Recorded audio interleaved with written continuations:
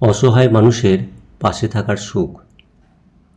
আজ অফিস থেকে বাড়ি ফেরার সময় সুনীলবাবুর হঠাৎ মনে পড়ল স্ত্রী বলে দিয়েছে ফেরার পথে 1 কিলো কমলালেবু নিয়ে আসতে। তিনি দেখলেন রাস্তার পাশেই বসে এক অসুস্থ বৃদ্ধা ফল বিক্রি করছেন। সুনীলবাবু সবসময় তার অনেক দিনের পরিচিত দোকান থেকেই ফল কিনতেন, কিন্তু আজ তার মনে হলো ওই বৃদ্ধার কাছ থেকেই লেবু কিনে নিই। তিনি সামনে গিয়ে জিজ্ঞেস করলেন, মাসিমা, কমলালেবু কত করে কিলো?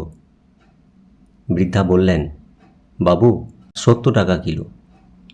সুনীলবাবু বললেন, মাসিমা 60 টাকা দেব। বৃদ্ধা বললেন, 65 টাকা দেবেন, তাহলে 2 পয়সা আমিও রাখতে পারবো। সুনীলবাবু বললেন, 60 টাকায় দিতে পারলে বলুন।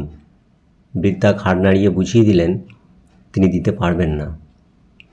সুনীলবাবু আর কোনো কথা না বাড়িয়ে চলে গেলেন তার পরিচিত দোকানে। সেখানে গিয়ে কমলালেবুর দাম জিজ্ঞেস করলে দোকানদার বললেন 90 টাকা কিলো। আপনাকে কতটা দেব? সুনীলবাবু বললেন, 5 বছর ধরে তোমার দোকানে ফল কিনছি, ঠিকঠাক দাম বলো। তখন দোকানদার বললেন, বাবু, এই দোকানে কোনো দর কষাকষি চলবে না। তার এই ব্যবহার সুনীলবাবুর খুব খারাপ লাগলো এবং তিনি কিছু একটা ভেবে ওই বৃদ্ধার কাছে ফেরত যান এবং বলেন, মাসিমা, আমাকে 2 কিলো কমলালেবু দিয়ে দিন। ওই বৃদ্ধা খুব খুশি হয়। কমলালেবু দিতে দিতে বললেন, জানেন তো বাবু, একটা সময় ছিল যখন আমার স্বামী বেঁচে ছিলেন। আমাদের একটা দোকান ছিল যেখানে ফল এবং সবজি সবই বিক্রি হতো। স্বামীর চিকিৎসা করতে করতে দোকানটাও চলে গেছে আর মানুষটাও। এই ফল বিক্রি করে কোনো রকমে নিজের পেট চালাই। কোনো সন্তান নেই যে তার কাছে সাহায্য চাইব। এই কথা বলতে বলতে তার চোখ জলে ভরে যায়। সুনীলবাবু 200 টাকার নোট তার হাতে দিলে তিনি বলেন, বাবু, আমার কাছে খুচরো নেই। সুনীলবাবু বলেন, চিন্তা করতে হবে না, এটা রাখুন। আমি আজ থেকে আপনার কাছ থেকেই ফল কিনব।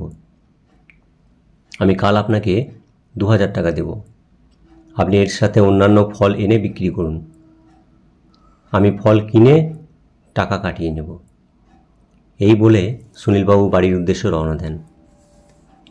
বাড়ি ফিরে স্ত্রীকে বলেন, জানি না আমরা কেন সবসময় কষ্ট করে পেট চালানো মানুষ যারা খেটে 2 পয়সা রোজগার করে তাদের সাথেই দর কষাকষি করি, কিন্তু বড় দোকানে যে দাম বলা হয় সেটাই চুপ করে দিয়ে দিই। আমাদের বোধহয় মানসিকতাটাই খারাপ হয়ে গেছে। পরের দিন সুনীলবাবু ওই বৃদ্ধাকে 2000 টাকা দেন এবং বলেন, মাসিমা, টাকা ফেরত দেওয়ার জন্য চিন্তা করতে হবে না। সুনীলবাবু অফিসে গিয়ে সবাইকে ওনার গল্প বললে সবাই ওই মাসিমার থেকে ফল কিনতে শুরু করে এবং সবাই মিলে একটা ছোট্ট দোকান ওনাকে কিনে দেন। ওই বৃদ্ধাও খুব খুশি খুশি দিন কাটাতে শুরু করেন। সুনীলবাবুর মধ্যেও একজন অসহায় মানুষকে সাহায্য করার এক অদ্ভুত সন্তুষ্টি ছিল। বন্ধুরা, জীবনে কোনো অসহায় মানুষকে সাহায্য করে দেখুন। পুরো জীবনে করে যাওয়া সব কাজের থেকে যেমন বেশি সন্তুষ্টি পাবেন, তেমনি অনেক বেশি মানসিক শান্তিও পাবেন এই কাজ করে।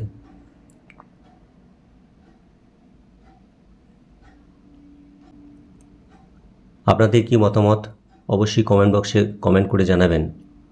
আর ভিডিওটি ভালো লাগলে অবশ্যই লাইক এবং শেয়ার করবেন, কারণ আপনাদের একটি লাইক এবং শেয়ার আমাদের পরবর্তী ভিডিও বানাতে আরও উৎসাহ যোগায়। ধন্যবাদ।